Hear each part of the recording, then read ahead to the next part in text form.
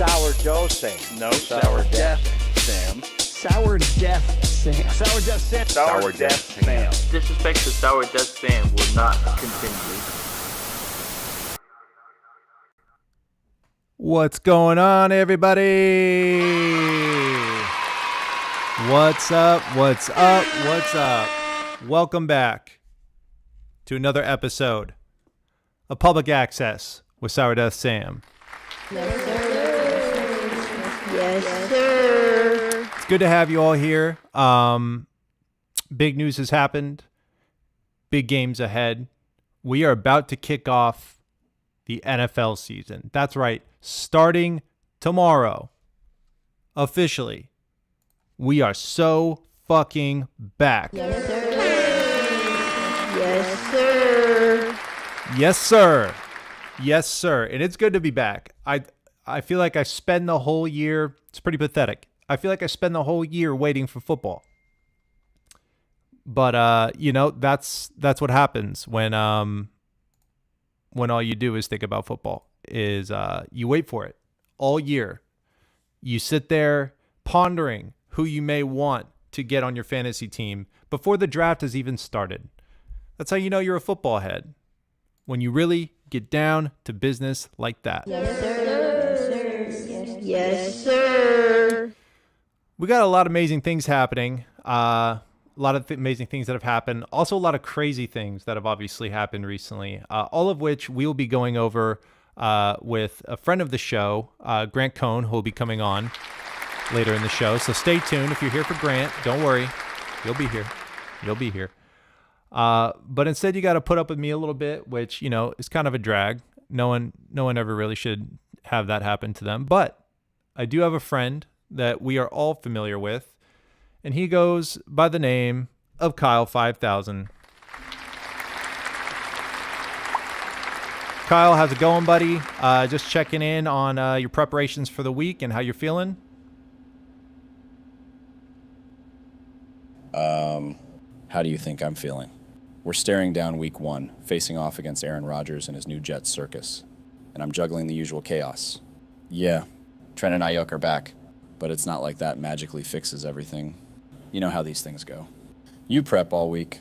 You stress over every little detail. And then you pray the football gods don't screw you over on Monday night.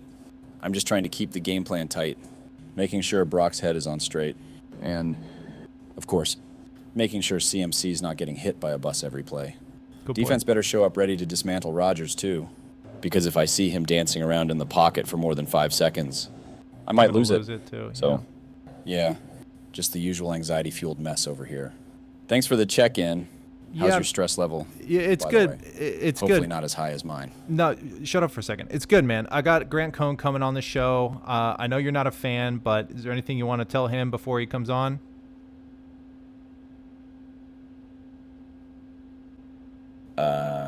Yeah. Tell him this.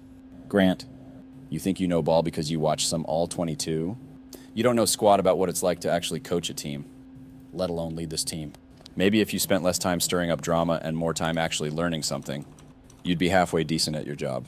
And then, after you deliver that message, tell him I don't have time to babysit his hot takes. I'm busy trying to win football games, not playing armchair analyst on Twitter. That ought to set the tone for his little appearance on your show. Damn, brother. Damn. Ladies and gentlemen, Kyle 5000. Always appreciate him. Always appreciate him. Got a couple of things before I bring Grant on. And the first of those things, as you might imagine, well, first of all, here's something I don't do enough. If you could, please, if you're on YouTube, go ahead and subscribe. That would make my day. It really would. If you're on Spotify or iTunes or Amazon Podcasts listening to this, go ahead and subscribe there too. I love to know that you're there for me. I love to know that you care because I care about you. Yes, sir. Yes, I really do. I really care about you. And of course I care about you enough to give you what might very well be the final Aiyuk watch update.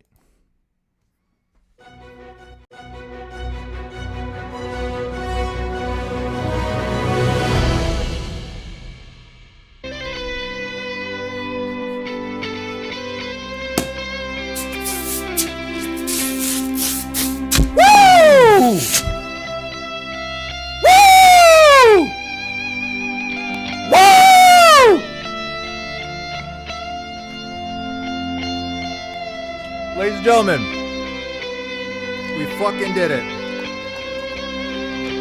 The levers of capitalism have worked. Money can buy you happiness in this country.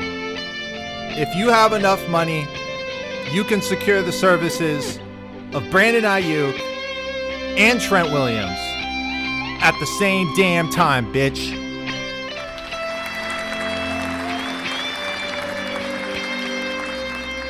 And bitch, it feels so good. Yes, sir. All right. Let's do this shit. Before I bring Grant on, let me go ahead and just quickly encourage you guys to fucking gamble. That's right. Sourdeath Sam's $5 pick'em is back. I do not have a betting sponsor, but I am using this unnamed betting establishment to encourage you guys to spend $5 to potentially win more. That is right. Sourdeath Sam's $5 pick'em. This year, they be letting you stack players up like crazy. Let me tell you what I got going on. I got to take off my sunglasses to do this because they're fucking covered in champagne. First of all, I got a gimme pick. You like Travis Kelce. He's a pretty talented player. If he gets more than 0.5 yards, brother, that's a W. Lamar Jackson, I got him getting over 1.5 passing touchdowns. You know, I just feel like he's got his tight end back. Zay Flowers primed for a good season. Yeah, Lamar is going to use his legs. But I think he's going to score 2 touchdowns with his arm. Isaiah Pacheco, you know they're going to be using him a lot. I got him getting at least 1 touchdown. A.J. Brown, same thing, rushing or receiving. Devon A-Chain, same thing, 1 touchdown. Marvin Harrison, got him getting a touchdown. Anthony Richardson, got him getting a rushing touchdown. Jot that down in your little blog. And George Pickens, I got him getting a touchdown too. Very touchdown heavy.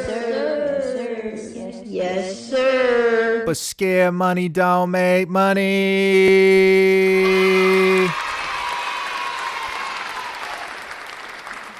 Look, man, I know why you're here. You're not here for me. Let me take off this cellophane from my computer. Champagne shower's over. You're here because you want to get the scoop. You want to get the lowdown from Grant Cohn about what's been going on with the 49ers. So I'm not going to waste your time anymore. Ladies and gentlemen, the one, the only friend of the show, Grant Cohn. What's up, dog? How you doing? I love the shirt. Chilling, man. How you doing, man? I'm doing good. What are you sipping on? I got to switch the audio because it's going to echo for everyone. That's my bad. Kyle 5000 screws everything. Fuck. I know. All right, we're back. We're back. Are you drinking that Trader Vic's original Mai Tai? What are you drinking? Nah, dude. You and I very soon should. I'm drinking what was the most expensive but cheapest bottle of champagne I could find to celebrate my Aiyuk Watch final episode. Yes, I love the champagne that's the sir. most expensive and the cheapest at the same time. Yeah, well, I didn't want to go with like the cheapest because like, first of all, I was doing my beer showers with non-alcoholic beer and I kept getting called out on it.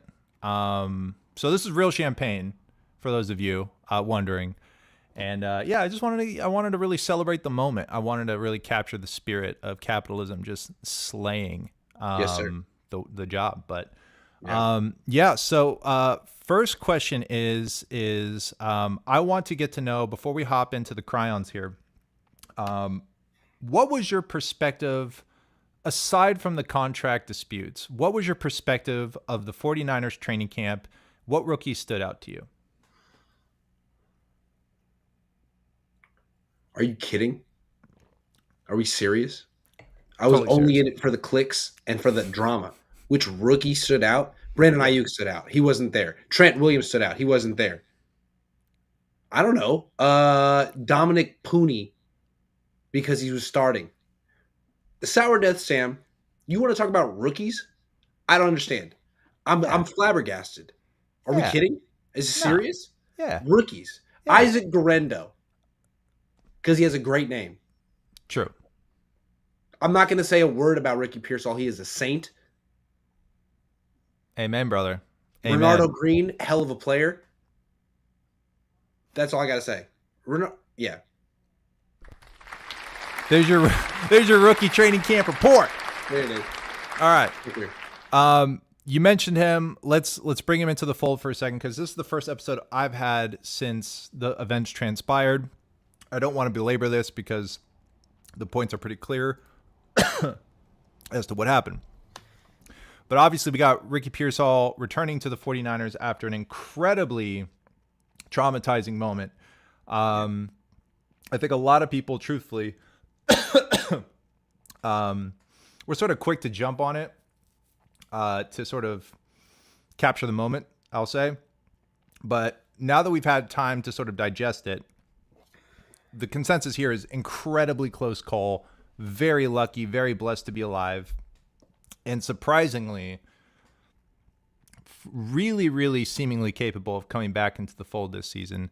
I just want to know, have you heard any updates from the building as far as sort of the players responding to him, anything from the inside about how the reaction has been since he has returned to the building? It seems like he's sort of galvanizing them in a way. And I'm sure, like, what they say is that couldn't have been more lucky in the sense that it didn't hit like a rib or a lung. It hit nothing. It just went in and out.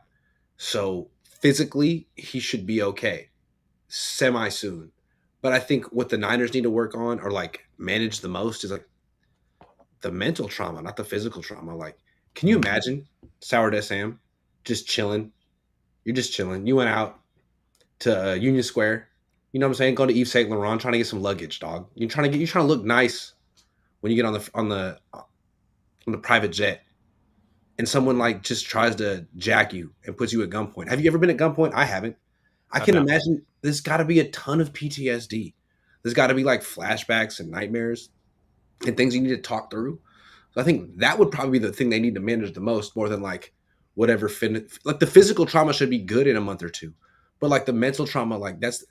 Remember when we were kids, Javon Walker, that wide receiver for the Packers, he was great. And then he came to the Raiders, and I think his friend was murdered in front of him, and I don't think he ever really recovered. Like these things are really important, and I think teams are probably equipped to deal with the trauma of it, but it's a mental thing.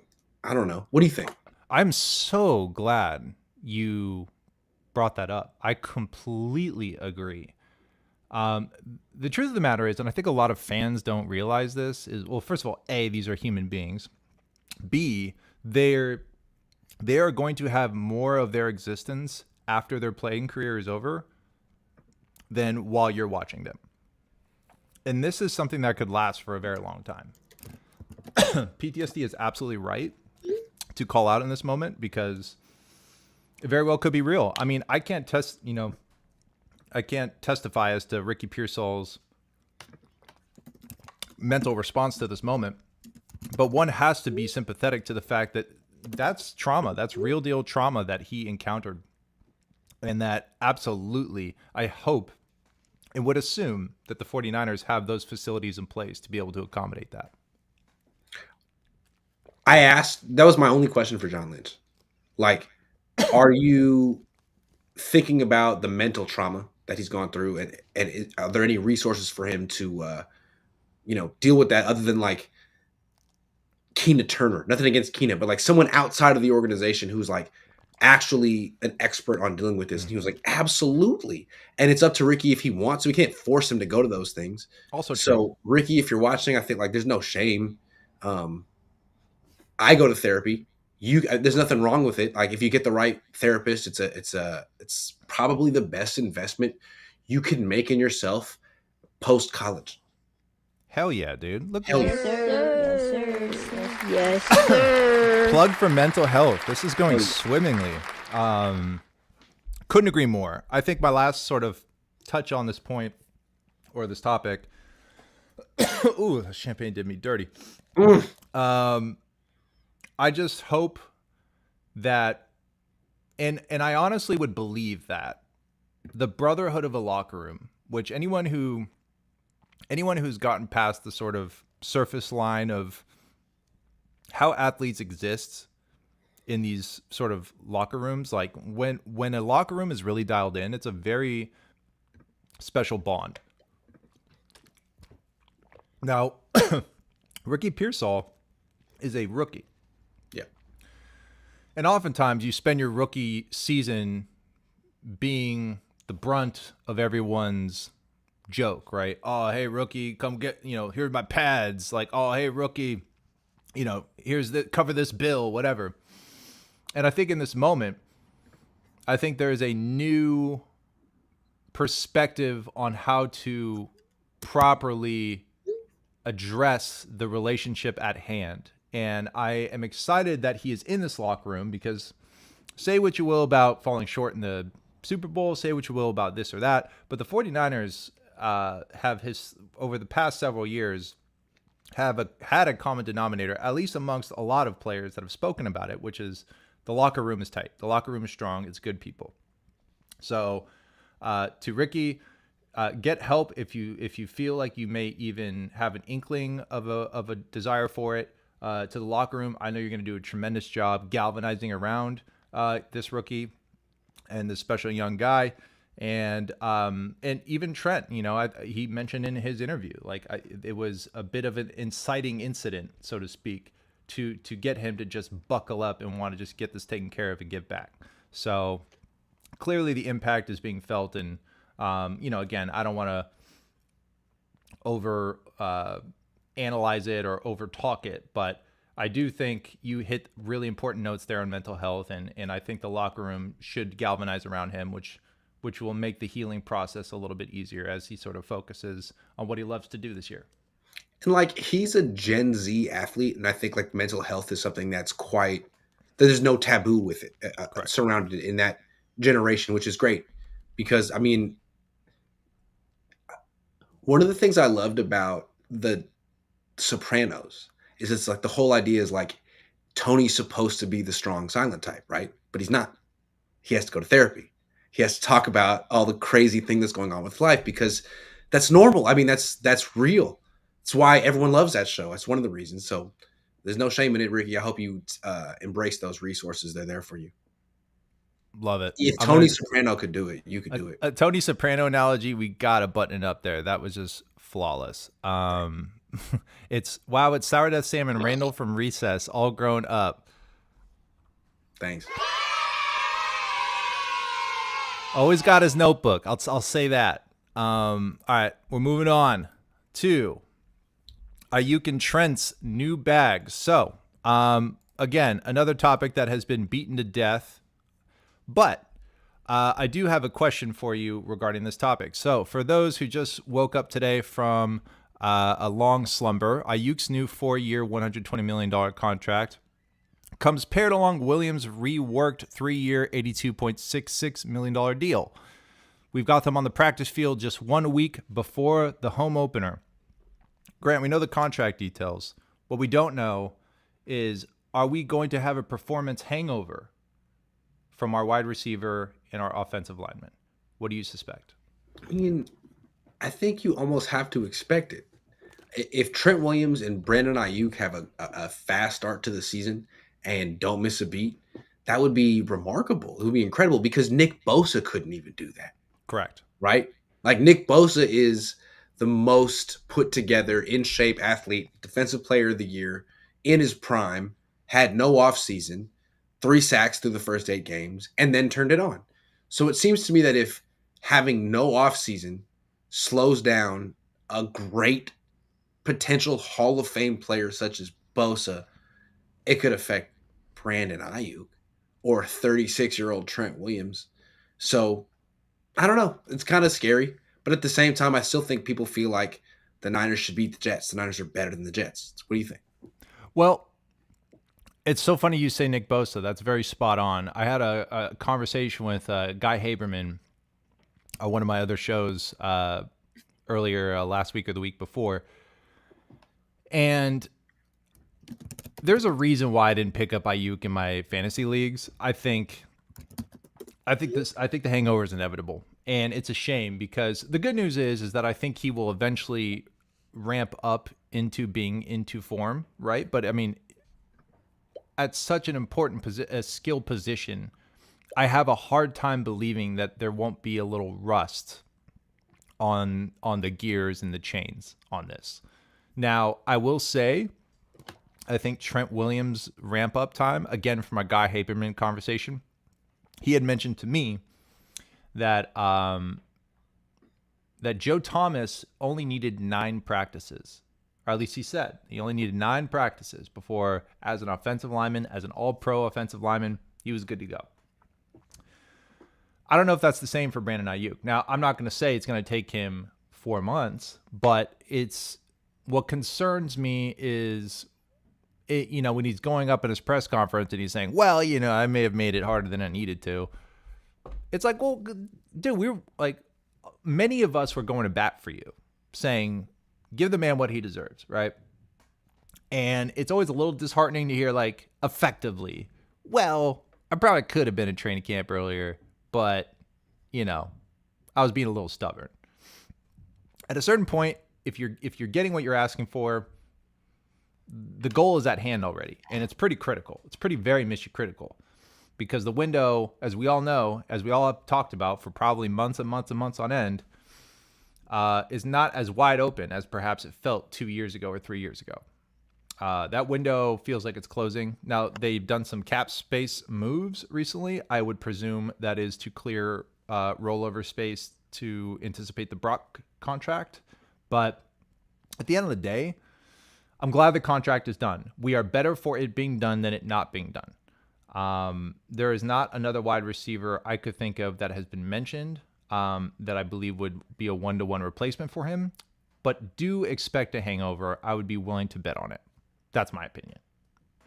It seems like it happens most of the time. Look at the Eagles last year. Yep. Look at the Niners the last time they lost the Super Bowl. The last time the Niners lost the Super Bowl, like, that team was incredible, the 2019 Niners. Like, they ran the table. They lost to the Chiefs at the end. Then the next year, week 1, they lose to the Cardinals at home, 24-20. The Cardinals. What did you think about, I believe it was Barrows. What did you think about Matt Barrows' comment that this is the best 49ers team he has seen effectively in decades? This one. Yeah. Not last one. No, I hope I'm getting this right. I believe it was Barrows. It was either Barrows or Mayoko, and I think it was Barrows. But those were his words. See, I feel like there's 2 narratives going on, like, competing in Ninerville. There's the, like, this is the team, we're all in, this team's incredible. And that's like the Jed York, Parag Marate line. Like, all in, win a Super Bowl, Kyle. I'm giving you everything. And the other one is like, well, there's a hangover. We have some questions. Is Brock Purdy really the answer? And that might be the Kyle Shanahan narrative. So I'm curious to see where this goes. Like, we've seen Brock Purdy throw a bunch of picks this offseason. No one really thinks about it. But if he struggles, I mean, if the Niners have a down season, as teams that lose the Super Bowl generally do, who's getting blamed for it? Kyle Shanahan or Brock Purdy? That's going to be the question, but we're not there yet. I'm getting way ahead of myself as the resident curmudgeon. Perhaps you're not, because after I read this comment, which is the most underrated show on YouTube. Yes, sir. Yes, sir. We are going to go into the moment I feel like most people have been waiting for, which is talking about the hot seat for Kyle and John. Obviously, it felt pretty big when you had brought this to the table. I believe it was yesterday. And you and I had a chance to sort of message privately about it. And when you had mentioned the words heads will roll, the first thing that came to mind was Harbaugh when he was butt up against ownership. And I swear I remember those exact words, like verbatim, heads will roll. How much of a timeline can you give me on this information? Had you heard it that morning? Has this been rumbling beneath the surface? And then the contract sort of just erupted the perspective? Kind of give me as best you can, as much as you can, perspective on that timeline. I think it's a great question. And like, a lot of times I see people on Twitter being like, hey, I have this source, or I know everything that's going on with the team, but like, I can't really reveal it, but I'll try to kind of like reveal it in innuendo or gifts or this and that. Like, that's not what I do. I'm not really looking to break news, but sometimes news gets dumped in my lap. And when it does, I try to be as transparent as possible. So I got a DM from someone who's been DMing me for a while. And I don't want to give too much information because I don't want to like out them because they Sure. clearly have a connection. But this person has been writing a few things. And then all of a sudden I get a DM yesterday morning. Ricky Pearsall day, Brandon Aiyuk day, Trent Williams day. I mean, it's supposed to be the Niners in control of their narrative. And all of a sudden it's a DM from a guy who's been giving me news before it's reported, telling me that the higher ups are extremely upset with Kyle and John because of this Aiyuk contract and this Trent contract that clearly wasn't their first choice. Plan A wasn't to give out all this money. It's something they did at the very end. And what I tried to do was not like say, I know so much, but here's a little morsel of what I'm hearing. No, Sure. Here's everything that I'm hearing. And I'm not trying to gain clout off this. I'm not a newsbreaker, but in this one particular occasion, I got something. So here's what I got. Take it for what it's worth. If you don't believe me or trust me, fine. That's fine. But we'll see what happens because it's not really even my information. It's someone else's information. I was just deemed worthy of sharing it. And I don't even know why. Maybe it's because of my shirt. Maybe they like my Banana Republic shirt. Could be. That might have been it. First of all, obviously I believe you because there are not many times where I've seen you go out on a limb and say, my sources are telling me, and it be absolute BS. You have never Like, if been. you were at Trader Vic's right now drinking Mai Tais, I would show you the DM. I believe you I would do that. And you and I are gonna You know go what I'm golfing saying? Like, soon, I got so nothing to hide here, but like, we can't. I hear do you, that. and I believe. No, I have zero reservations You know I that would. you are telling the truth. Yeah. At minimum, about the fact that you received information from a source that you, in your years of doing this, have deemed credible. Zero doubt in my mind. I believe this is very real information. I think the question becomes, is the leash really as short as if you don't win the Super Bowl? Or do you think, because let me say something as someone who has recently become a Leeds United fan. And if you don't know, Leeds United is an investment that 49ers Enterprises has made into a English football team. When I say football in this context, I mean soccer. Yes, sir. Yes, sir. Yes, sir. Now, I happen to have dove headfirst into Leeds because I am unashamed to say that the 49ers connection was enough for me to latch onto that team. What has happened over the past offseason, we call it a transfer window over there, is that many key players have been lost Yeah. on that team that they needed to replace. These fans aren't super happy with Prague right now. Yeah, I was about to say, for those who don't know, guess who is the president of Leeds United? The same motherfucker in charge of a lot of these contract issues in the States. And so you have Parag Marathe, who is managing major roster overhaul in Leeds United and potentially major roster crisis in Santa Clara, California, home of Great America and one of the Cheesecake Factory franchises. They're shutting down Great America in I know. Don't remind me. It breaks my heart. It's terrible. They also have Chick-fil-A, In-N-Out, and Five Guys in Santa Clara. So they got a lot. Yeah. I mean, Santana Row's probably got some places I can't refer. That's San Jose, though. True. What I will say is that I have concerns, or maybe it's not even a concern, but I have perspective that maybe the overwhelmingness of this moment, maybe the heightening of the frustration may have been the fact that they have been trying to juggle more plates than they're used to, but both being very critically important situations. Because last point on Leeds United, long story short, if they're a good enough team, they get promoted into the Premier League. We're talking the Chelseas, we're talking the Manchester Uniteds.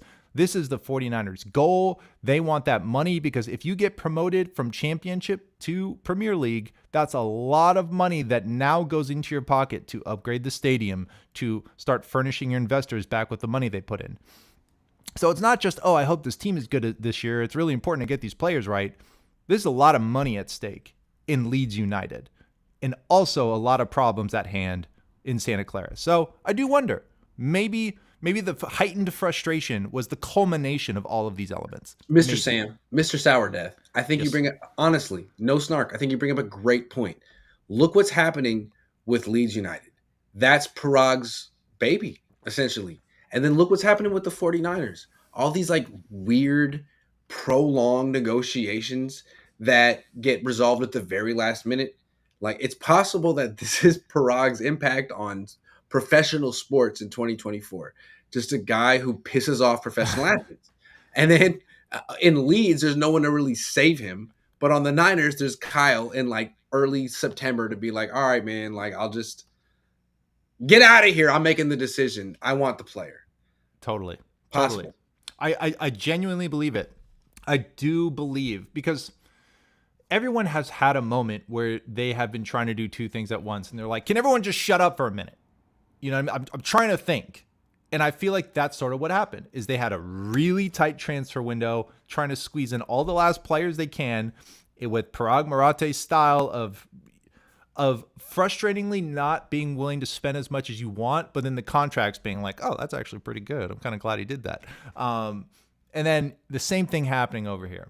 I have to imagine at least a little bit that the Leeds United stress may have been carrying over a little bit into the 49ers stress. And so hopefully these words, personally, if I'm speaking as a fan, as a enthusiast here, I honestly would say it's a little bit overkill for me to hear that if they don't make the Super Bowl this year, they're getting fired. If we're talking John Lynch, I don't know, maybe. But if we're talking Kyle Shanahan, I can't buy in on that. What do To you be think? fair, my source didn't say that if they lose the Super Bowl, Kyle Shanahan's getting fired. He said heads will roll and they're on the hot seat. Like, who knows what that means? I mean, it Sure. could mean that Jed York is mad today. I have a tough time. Like, I could see Eddie DeBartolo firing Kyle Shanahan. I could absolutely see that. But Interesting. Jed's not Eddie. Jed would love to be Eddie, but he ain't. And he embarrassed himself with the Jim Harbaugh thing. And I just don't think that Jed has it in him, even if you could argue that it might be the right thing to do. So if they don't win the Super Bowl this year, heads will roll could mean Nick Sorensen gets fired. Who knows what it means? That'd It be means such a there'll sad probably be some moment. type of a shakeup. And Kyle would probably get less power. And he might walk away from the team. And he might say, absolutely not. Like, I came here under certain I hired John. You gave me all like the keys to the freaking team, and if you want to take them back, then I'm gone. But we're not there yet. Let me ask you a question, and we'll end with this. In your perspective, if this rookie class if Pooney performs well, if Pearsall performs well, if we have, let's just say 4 or 5 of the rookie class end up really contributing in ways that are either promising or starting material, we make it to the Super Bowl and we fall short. You're president of the 49ers. Do you fire Kyle, John, or both? Under those circumstances. What I would do, and I probably would have done it a few years ago, is I would trade Kyle. Remember what the Raiders did with John Gruden? Yeah. I think you could trade Kyle for a whole lot. I think he's worth a lot. But And like, imagine if they had traded Kyle 2 years ago and promoted D'Amico Ryans to head coach. But they didn't. That's okay. D'Amico's gone. You could trade Kyle after this year if they don't win the Super Bowl and hire Bill Belichick and say, you know what? He's older, but it's an older team. And we're just trying to not miss this window. And we've given Kyle like literally 8 years. We've given him we've said yes to everything he wanted. We've written every single check. He's had like what everyone would agree is the best team in the league. and he can't. He's the reason.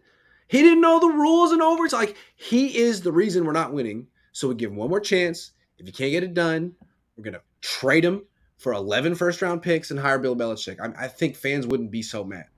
Counterpoint, though, and I'll have this be sort of my conclusionary point here.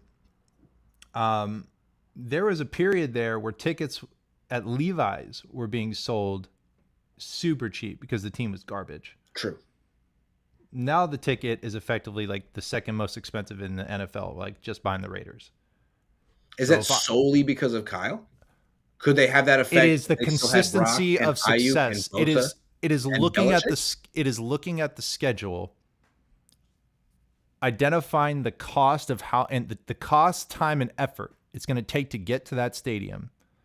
And the thought in their head is, at least if I drag my kids and my wife out there, we're probably going to win, and that's going to feel good. As opposed to if we're stinking it up because we're handing the reins to some college hotshot coach who ends up getting overwhelmed by the lights, and the team stinks so bad that I scoff at the ticket prices. That to me is a more dire threat than being a perennial NFC champion. I'm just saying. Let me say this. I think most Niner fans want to keep Kyle and John. I get it. They don't really trust Jed to replace them. I mean, they remember Jim Thompson and Chip Kelly. I think it's fair to feel like, I don't know. I lost my train of thought. I think I'm done. That's fine. Yeah. You know what? Let's bury it. Let's bury this thing. Yes, sir. Yes, sir. Let me see. Oh yeah, 200. Yeah, this was. It was funny in the midst of all this contract bullshit. Hold on, I remember what I wanted to say. Yeah. I want to say this is important. Cook. For 8 years, Jed has been super kind of submissive to Kyle. Like, look, I know I ran off Jim Harbaugh. I was trying to be Eddie DeBartolo. I don't know what I really ended up doing. I almost took this beautiful organization and ruined it. So whatever Kyle wants, I'm here for it. He's done that for a long time. Maybe what this and this team has gotten so far. They're a really good team, but they're trying to figure out what it takes to get over the hump. And maybe what it takes to get over the hump is to be a little bit like, not harder on Kyle, but to hold him to a higher standard. And be like, man, it's not like we've given you 7 years. We've given you every yes. Like now we're going to give you some Eddie DeBartolo type treatment. And maybe that'll bring the best out of you. And maybe then we'll all be champions and we'll all toast to this in Vegas the rest of our lives. But maybe that's what is required to get this team over the hump, like a little bit more urgency. I don't know. It's a good point. I almost lost the train of thought, so I'm glad I got it back. No, I'm glad you roped that back in, because it's true. It almost feels like the thing that makes Kyle so relentlessly intimidating from a defensive standpoint can also, to me, not over-rehearsedness, but like the desire to be within the construct of his design works 99% of the time. But I feel like what makes, I don't know, part of me almost wonders if sometimes he's victim to it. But who's to say? Who's to say? 200 million for Wi-Fi and LEDs. Yeah, that was a pretty funny perspective to see when all these contract disputes are happening. But, I get it. I'd rather them take care of the stadium than not. We need a coach that can develop players. I think our positional coaches have had a pretty good history of doing that, depending on the position. I'm curious about Brandon Staley and the defensive backs. Word on the street is and actually this is, perfect segues today. We are crushing it. I'm going to go over to 49ers Jets, but word on the street is our defensive backs may be better this year than our defensive line. 49ers versus Jets. What are we looking for? Because I'll tell you right now, I'm wondering to see, is our defensive line, is it not going to look the same as it once did? Because clearly we lost some heat, and luckily our defensive backs seem like they've gotten better. What is your perspective? Well, you're facing Aaron Rodgers. You're thinking, how are you going to stop him in their passing game? But like, he hasn't played in a year. He's 40 years old. He's coming off an Achilles injury. I'm thinking like maybe the Jets might run the ball, considering the Niners give up 5.1 yards per carry in the playoffs. So you take a defense that was really awful at stopping the run. You take away Armstead. You take away Greenlaw. This was with Armstead and Greenlaw on the field. Take those guys away. Add Malik Collins and Devondre Campbell. Put Leonard Floyd out there. Can this team stop the run? Because I get the feeling that a team with the quarterback who's 40 coming off an Achilles tear is probably going to run the hell out of the ball, especially when their running back's Breece Hall, who's pretty good. So it's not a freaking mystery what the Jets are going to do. Can you stop the run? If not, you're going to lose. So we'll see. Like Devondre Campbell and Leonard Floyd, maybe good players, but I think they're both in their 30s. That we know exactly what they are and who they are, and they're in the league because of what they do against the pass, not because of what they do against the run. Could not agree with you more. My biggest concern is the defensive line. I absolutely think the Jets are going to let it rip with their running back. And it's going to be really uncomfortable for everyone who paid money to show up to Levi Stadium if we are not able to stop the run, because it's going to be a long day. I don't care how good the pass rush is. It's going to fall apart if the Jets know they can run it down our throat. Robert Saleh is not new to what the 49ers do or how Kyle Shanahan thinks. Obviously, we have a new defensive coordinator. There are some wrinkles in there, certainly. But if we're incapable of stopping the run, that's going to cause some big, big problems. Without a doubt, the two things that I am most concerned about are the defensive line and our special teams, at least as far as our coverage. And if we are incapable of dominating the line of scrimmage on defense, it could be a big problem for the upcoming season. And I don't know if we have a good immediate answer for that. I got another concern for the game against the Jets. So the last game the Niners played was against the Chiefs.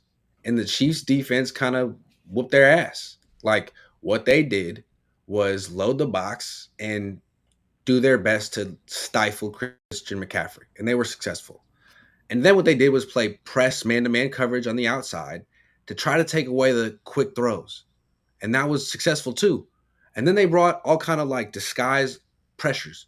So they rushed 5 and 6 guys, but you never really knew which 5 and 6 guys were rushing. And they got a bunch of unblocked rushers. It was extremely successful. I mean, the Jets are built to do the same exact stuff. They have the corners who can play press man coverage, Sauce Gardner, DJ Reed. They can absolutely do that. They got the defensive coordinator or head coach and Robert Saleh who knows how to scheme those pressures. And I mean, he knows the Niners offense as well as anyone. So it's something I wonder how well the Niners offense is going to play in this game. They haven't practiced together at all this offseason, and they're going against an elite defense. It'll be interesting. I agree. I think people are underestimating this Jets defense. And truthfully,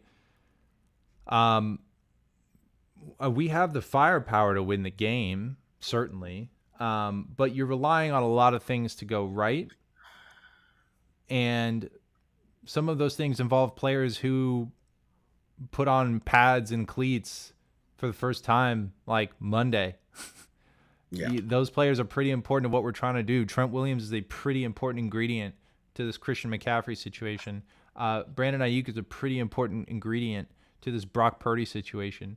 Obviously, we have promising contributions from our wide receiver room, but Debo is not going to run routes like Brandon Aiyuk. And if we believe that there is not going to be a sort of thawing out period of getting these talents back up to 100%, you're being delusional. So the hope is that it's good enough, that it's functional enough, and that it's schemed up well enough to be able to take on a defense that is really, really formidable. I think it's really important. Obviously, Aaron Rodgers is stealing a lot of the spotlight, but wake up. This defense is going to be – if this defense does work on our offense, I'm not convinced that our defense is going to put us in any better of a position. We have killers. We have absolute killers on our defense. We have Nick Bosa. We got Fred Warner. Our safeties are looking promising. But at the end of the day, if our defensive line cannot hold, then we may be in for some problems. Yeah, last year it felt like the Niners were so motivated after losing the NFC Championship game the way they did with Brock Purdy getting hurt. They were so motivated to put their best foot forward. We are going to start hot. We're going to get the number 1 seed. We're going to win the Super Bowl. And they accomplished everything but the last thing. This year it feels like they're like, look, man, we're old. Yeah. We're tired. It's been a rough offseason. It's been dramatic. Like, we're going to get it together. Don't worry. We know what it takes.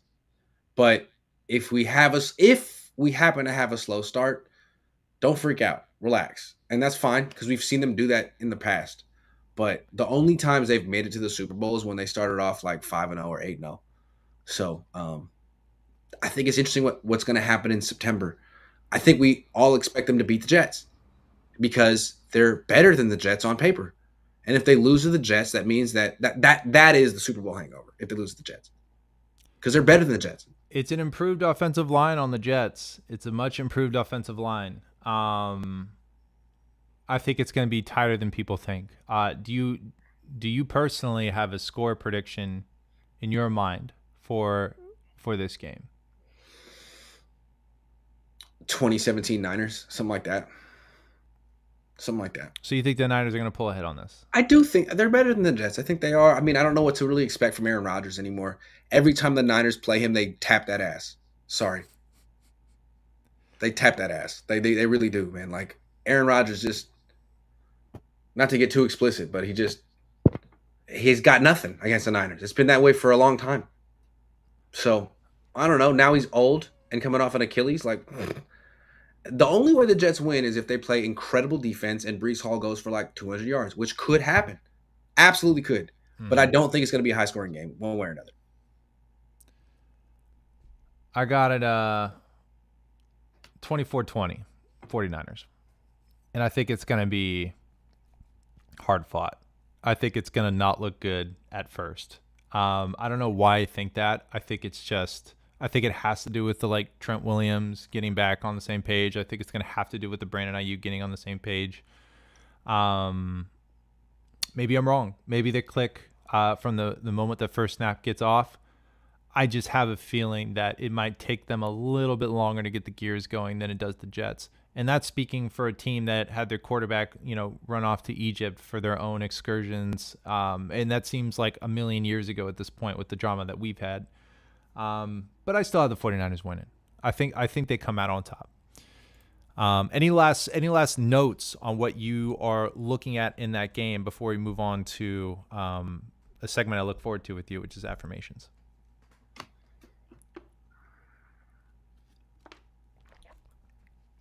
Do they win? That's the number one thing I'm looking for. Do they win? If they don't, I'm going to be extra snarky. They don't want that. Yeah. My number one thing is just D-line, please. I think if the D-line proves that it can hold its own, it doesn't need to exhibit the same level of dominance that perhaps we've seen in years past. But if Nick Bosa can flash, if he can show that his contract hangover year's over, if we see promising enough results against the run, that will give me enough encouragement for the season ahead because it can get worse than the Jets. Trust me. I got an answer, a real answer. The offensive line. Because the last time the 49ers lost the Super Bowl, they came back, and then when they lost to the Cardinals week 1, Jimmy Garoppolo was spinning around like a dreidel. I mean, he looked inept. He didn't really seem like a very confident quarterback. And all of a sudden, it's thinking this guy is not a franchise quarterback, and he was hurt week 2. So I think there's a lot of pressure. I don't think people realize how much pressure is on Brock this year. I agree. It's a ton. He was an MVP candidate. This is the fraud check year. It's going to be on him. Sorry. This is the fraud check era, and it's God. He has such an unenviable position. Well, let me rephrase that. Obviously, he is the starting quarterback for one of the most storied franchises in the world, but he had the unenviable position of being under a collective bargaining agreement that didn't allow him to cash in on being an MVP candidate after taking his team to the Super Bowl, the year after almost taking his team to the Super Bowl. Yeah. But we'll see. Fraud check year. I think he passes, but I think he passes as a result of his supporting staff along with his skill set.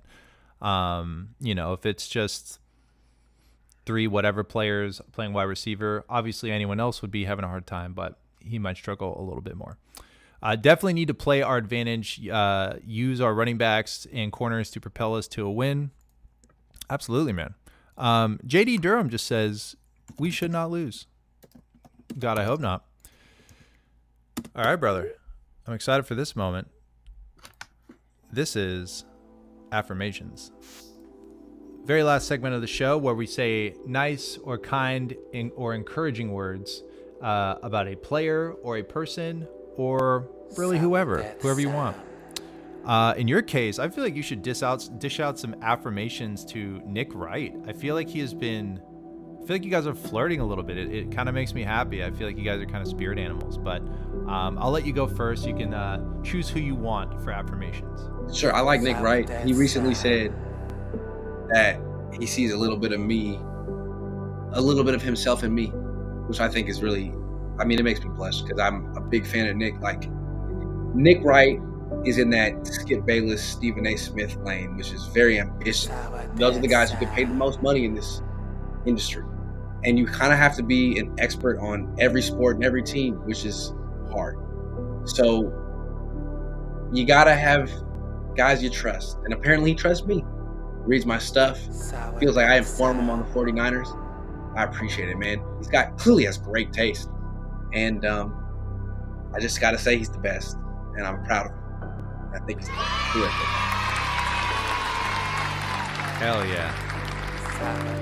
It was amazing saying that. I'll put this in the affirmations for you. You don't have to affirm me back. But it's been awesome to see the national media be nice to you for a change. That's tough to be in the spotlight so negatively, especially in this day and era. And I'm just glad that you got your props. I saw that. It made me smile. I said this last time you were on, but it's true. Like, I think people who get a chance to meet you realize you are a very good guy. And I was happy to see that you're getting that love from Nick Wright. And I like Thank you, Nick. Thank you, Sally. Who else you got on your list, Bubba? Well, Ricky Pearsall, man. Honestly, that was, look, the way it unfolded online. Ricky Pearsall got shot. Ricky Pearsall got shot in the arm. Then I got a DM. No, it's chest and back. I don't know what that means. 2 shots through and through. John Lynch said it the other day. When you hear a guy get shot in the chest, generally that's not good. And he's gonna be okay. So Ricky, God love him. It feels like almost like a Pulp Fiction moment. You know what I mean? Like, that was totally. Like, God came down and almost guided that moment. So whatever you got to do, you are now Samuel Jackson in Pulp Fiction 2. And you are the guy who has a total enlightenment. All on your side. You're going to be all right. But, damn. He's now gone through more in 24 years than most people would in a lifetime. Ricky. Yes, sir. Yes, That's sir. so real. That's so real. Yeah, honestly, just for the sake of the gravity of the moment, I will just quickly Ricky Pearsall this situation. Obviously, very unique circumstances. I think the first I'd heard, it's so strange hearing about news in this day and era because it comes from Twitter and it comes from the most random people on Twitter. I think I found out from like Travis King. The 49ers rapper. The 49ers rapper. Pearsall was dying. Yeah, and then I luckily had enough people who were like, there's better sources. No disrespect. But I can only imagine how overwhelming it must be to go through such a life-changing traumatic moment in the eye of the entire national public, and then to have to endure your trauma be the fodder of sort of political ping pong amongst people that may not even really care about you, to be honest, because they're just looking to score political points. I think it's really important, Ricky, that you take a breath to recognize and understand that there are people who really love you for who you are. If you stripped away the football uniform, if you stripped away the contracts or whatever, there are people who have loved you since grade school, since you were a kid, who helped raise you, who helped teach you. And just know that the perspective of having to have everyone's noise in your face should not take precedent over the support and love from those people who really ride or die for you. And I know you feel that, and I know that you're already getting to also experience the blossoming love and respect of people who are in your locker room with you that you are just now getting to know. I just am so grateful that you are still alive, that the person who had done this to you has been captured, and that you've got people around you who I think can really help strengthen and fortify your resolve in these moments to be able to take on this experience mentally and physically and continue to do the thing you love and that you were put on this planet to do. One of the things you were put on this planet to do. So much love, man. I'm glad you're okay. Yes, sir. Yes, sir. All right, one more each, and we'll call it a night.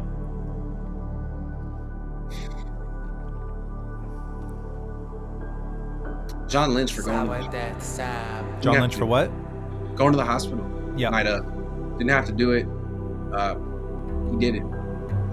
Came through. That's what being a hero is all about. Like making a decision. Didn't have to do it. Did it. And last one on that is to the police officer who helped Ricky in that moment.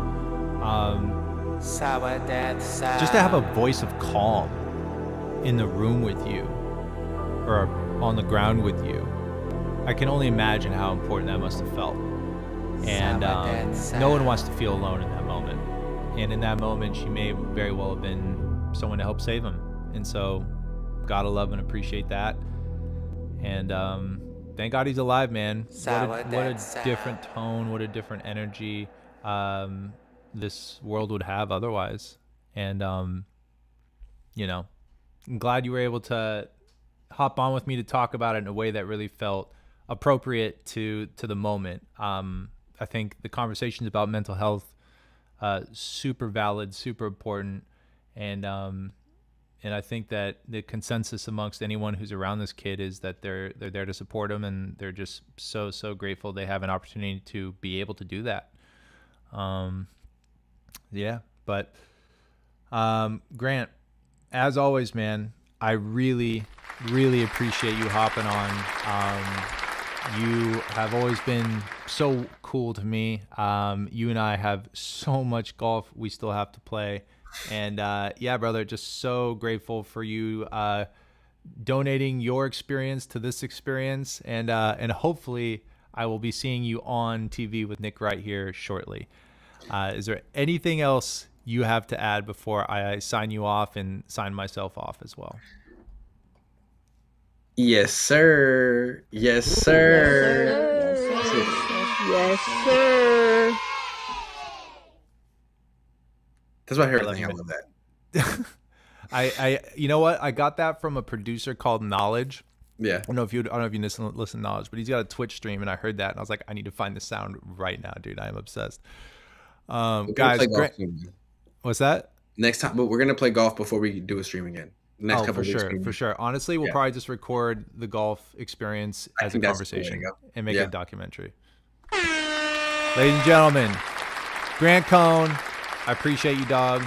Thank you for hopping on. I'm gonna sign everyone off. Ladies and gentlemen,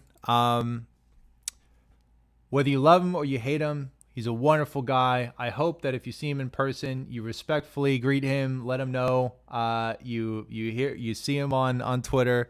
I promise you will leave with a better impression than you ever thought you would. Just he's a mensch, and I know he can be provocative, but I put my name on it. Ladies and gentlemen, that is the show. Obviously, a lot went down and a lot's about to happen. We are about to start the NFL season mañana. If you're listening to this on podcasts, it's probably today. So I want you guys to pop open your laptops, pop open your fantasy apps. Let's get this party started. If you want a $5 Sourdeath Sam pick'em, bit.ly/Sourdeath Sam. Let's go, people. Let's go. Let's go. Let's go. Yes, sir. Thank you very much for watching. Please subscribe. Please support. I will see you guys next week.